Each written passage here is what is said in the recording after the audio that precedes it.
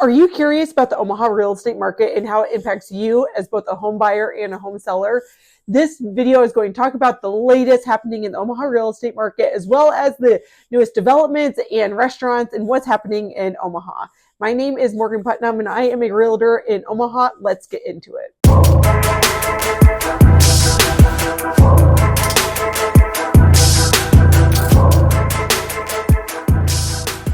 Thank you for stopping by the Omaha Insider YouTube channel. Please take a moment to subscribe so you are always the first to know what's going on in Omaha, as well as exclusive neighborhood tours. The data is showing us that we are seeing a decrease in new listings, closed sales, pending sales, and really kind of an evening out of sales price. The median sold price is flat from year to year, and we're seeing a slight dip in the average close price. Homes are taking just a few more days to get under contract, so from 17 last year to 20 this year, and sellers are receiving around 98.8% of list price for their close price. So what does this really mean? Buyers are just starting to have a little bit more power in this market, and this is a long time coming and something that we've really been looking for and wanting for our buyers. Prices have stabilized a little bit, and I was honestly surprised to see this because when I'm looking at homes that are for sale, when I'm doing tours with folks, people are not necessarily saying, oh, this feels like the same price as last year. People are still saying this feels more expensive, but what the data is showing us is that homes are selling for around the same price as they were last year. So if you have been sitting on the sidelines waiting for the market to kind of even out, I think we might be there. So overall for buyers, there's just a little bit less frenzy in the market. But with that being said,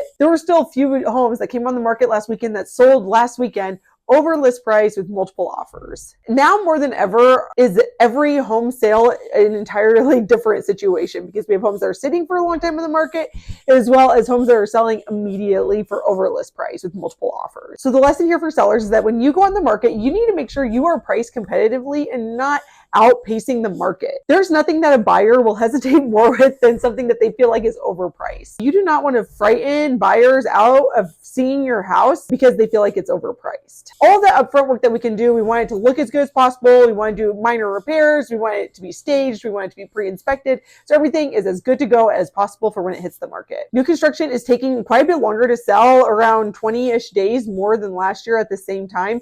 And new listings are down and closed are down. So people are just slowing down in the new construction world. So there might be more opportunities out there for buyers in new construction if that's something you're willing to consider, to maybe try and negotiate some slightly better terms, maybe some builder paid closing costs, as well as maybe like a washer and dryer or a fridge, some things that they were not going to include initially. If you have any questions about your specific situation, whether you're buying or selling and what the best strategy is for you, do not hesitate to reach out. I'd love to chat with you. Okay, now let's talk about the fun stuff, the Omaha developments. U.S. News and World Report ranked Omaha as the #1 hottest real estate market in America this past year. The reason why is because it is a place with relatively affordable housing as well as just a great cost of living. Austin, Texas was ranked #2. So as we all know, everybody who lives here, Omaha is an amazing place to live, and now we have the data backing us up to prove it, that the cost of living is really pretty affordable compared to other places in the U.S., with still having amazing job opportunities, great economic growth, and then affordability on the housing front. So there's a building at 2211 Douglas Street downtown that is going to be torn down and turned into affordable housing units. This will be apartment style housing and they're going to be affordable, which is something that we need so desperately. In Omaha, we have a ton of apartment buildings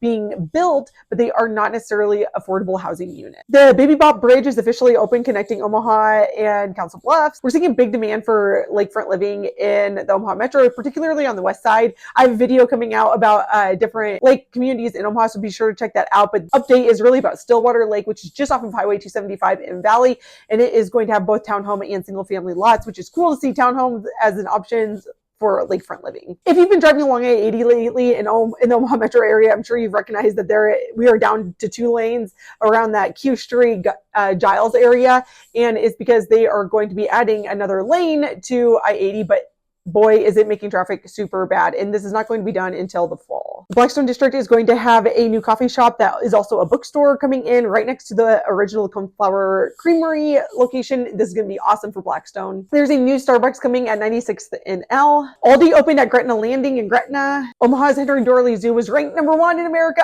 again for the 3rd year in a row for the best zoo in America. And Set the Bar has opened in Benson, and this is a sports bar that is dedicated to women's sport. If you have any questions about what's going on in in Omaha or about the real estate market, please do not hesitate to reach out. I'd love to chat with you. If there's something else that you would like to see in these videos or talking about what's going on in Omaha, please let me know so I can make those videos. My name is Maureen Putnam, and my number is 402-720-9888.